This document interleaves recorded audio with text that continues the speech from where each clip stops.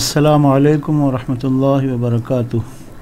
الحمدللہ رب العالمین والصلاة والسلام علی سید المرسلین نبینا محمد وعلی آلہ واصحابہ اجمعین، اما بعد۔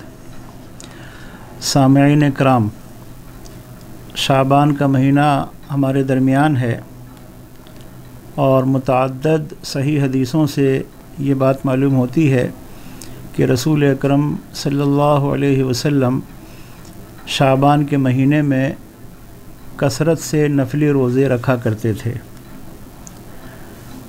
ہمارے معاشرے میں شعبان کی 15 تاریخ کو خاص طور پر روزہ رکھنے کا اہتمام کیا جاتا ہے۔ تو خاص 15 شعبان کے روزے کی کیا شرعی حیثیت ہے، اس تعلق سے ہم کچھ گزارشات عرض کریں گے۔ 15 شعبان کے روزے کے سلسلے میں ایک حدیث ابن ماجہ میں آئی ہے، اسے سند اور متن کے ساتھ ہم پڑھ دیتے ہیں، اس کے بعد اس حدیث کے بارے میں کچھ عرض کریں گے۔ ابن ماجہ میں یہ حدیث 1388 نمبر پر ہے، 1388۔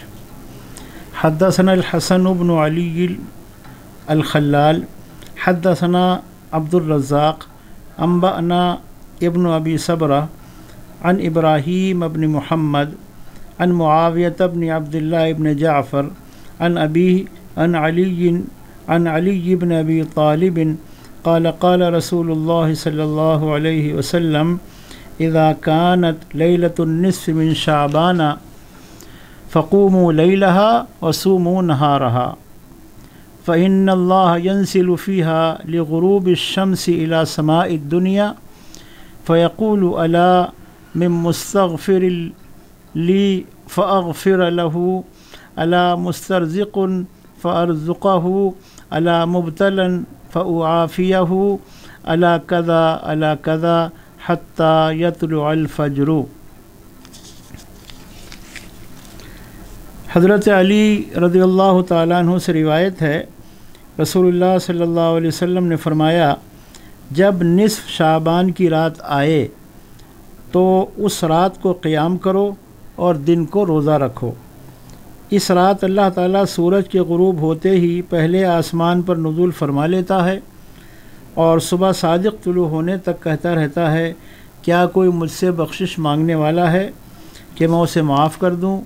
کیا کوئی رزق طلب کرنے والا ہے کہ اسے رزق دوں؟ کیا کوئی کسی بیماری یا مصیبت میں مبتلا ہے کہ میں اسے عافیت عطا فرما دوں؟ یہ حدیث ہے ابن ماجہ میں 1388 نمبر پر، اور اسی کی بنیاد پر بہت سے حلقوں میں 15 شعبان کے روزہ رکھنے کا اہتمام کیا جاتا ہے۔ لیکن اس حدیث کی کیفیت یہ ہے کہ یہ موضوع یعنی گھڑی ہوئی حدیث ہے۔ اس میں ایک راوی ہے ابن ابی صبرہ، اس کا پورا نام ہے ابو بکر بن عبداللہ بن محمد ابی صبرہ۔ یہ کذاب راوی ہے۔ محدثین نے اس کے بارے میں وضاحت کی ہے کہ یہ راوی جھوٹ بولتا تھا۔ اس کے علاوہ بھی دوسرے راویوں پر محدثین نے جرح کی ہے۔ اس اعتبار سے یہ حدیث گھڑی ہوئی ہے کیونکہ اس کی سند میں جھوٹا راوی ہے۔ یہ حدیث قابل اعتماد نہیں ہے۔ اس کی بنیاد پر لوگوں کو اس بات کی ترغیب دلانا کہ 15 شعبان کا مخصوص روزہ رکھنا یہ مستحب ہے یا اجر و ثواب کا باعث ہے، یہ بات درست نہیں ہے، بلکہ اس کی کوئی دلیل نہیں ہے۔ جیسا کہ ہم نے پہلے عرض کیا کہ شعبان کے مہینے میں رسول اللہ صلی اللہ علیہ وسلم کثرت کے ساتھ نفلی روزے رکھا کرتے تھے۔ تو سنت یہی ہے، شعبان کے مہینے میں اللہ جسے توفیق دے وہ کثرت سے نفلی روزے رکھے۔ اس سلسلے میں بعض علماء یا بعض حضرات مسلم شریف کی ایک حدیث کو بھی بیان کرتے ہیں اور اس کی بنیاد پر اس کی غلط تشریح کر کے لوگوں کو بیان کرتے ہیں کہ دیکھیے مسلم شریف کی حدیث سے 15 شعبان کے روزے کا ثبوت ملتا ہے۔ ہم مسلم شریف کی حدیث کی بھی وضاحت آپ کے سامنے عرض کیے دیتے ہیں۔ इमाम मुस्लिम की सही मुस्लिम में बाब है बाबु सौमी सुररी शाबान, शाबान के रोज़ों का बयान। हदीस है 2751 नंबर की।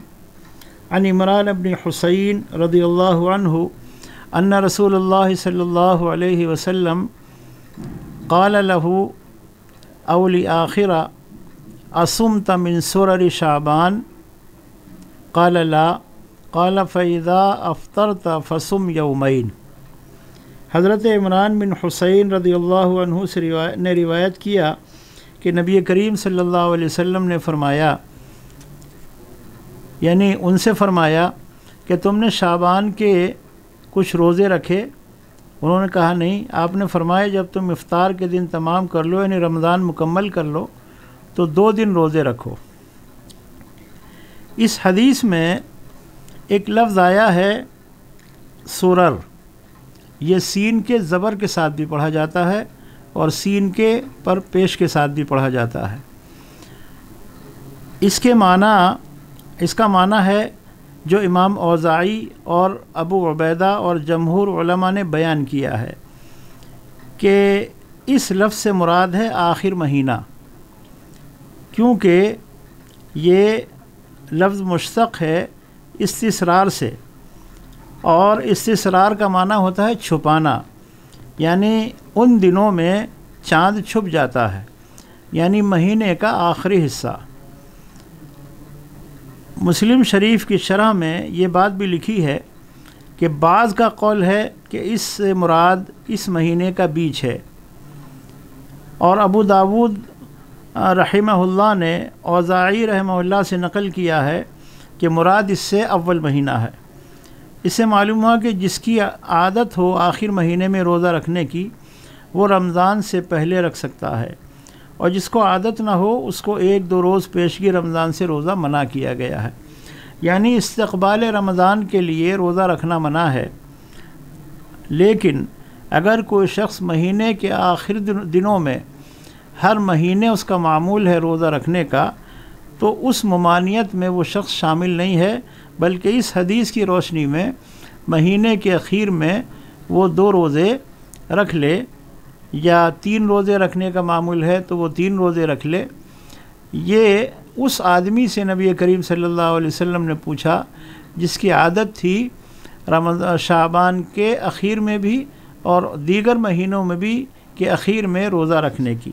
तो इस हदीस से मुराद है शाबान के आखिरी अय्याम में रोज़ा रखना, जिन अय्याम में चाँद छुप जाता है।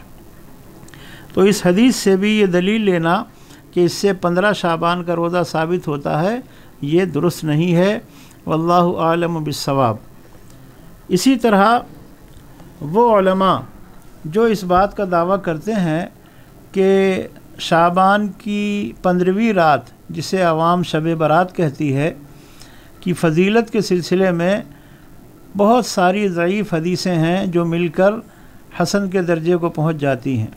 हालांकि ये उसूल हर जगह फ़िट नहीं होता है और ना ही हर जगह दुरुस्त होता है, लेकिन यहाँ तो 15 शाबान के मखसूस रोज़े की हदीस तो मौजू है, यानी घड़ी हुई है। उसकी बुनियाद पर उस रोज़े का इस्तेहबाब कैसे साबित हो जाएगा? इसलिए 15 के रोज़े का, 15 शाबान के मखसूस रोज़े का कोई सबूत नहीं है। लेकिन हम देखते हैं कि हमारे माशरे में बाकायदा रमज़ान के फ़र्द रोज़ों की तरह उसका एहतमाम किया जाता है। मसाजिद से सहर व इफ्तार के वक्त का ऐलान होता है और इलाक़ों में बाकायदा पकवान बनाए जाते हैं, और ये एहतमाम किया जाता है कि आज का रोज़ा बड़ा अहम है। हालांकि इसके लिए कोई सही दलील नहीं है। इब्न माजा की जो हदीस इस मसले की बुनियाद है वो घड़ी हुई है, मौजू रिवायत है। वल्लाहु आलम बिस्सवाब। अस्सलामु अलैकुम व रहमतुल्लाहि व बरकातुहू।